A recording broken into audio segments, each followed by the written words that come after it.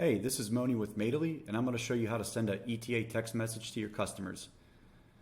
Admins, managers, and technicians are able to send an ETA text message to your customers.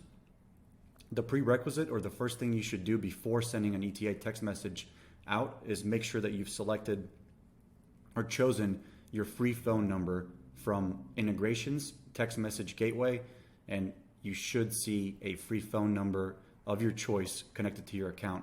Without choosing that number, you will not be able to send a ETA text message to your customers.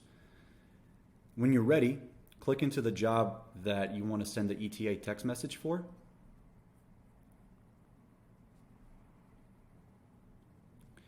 And simply click on the Send ETA Text button in the top right corner.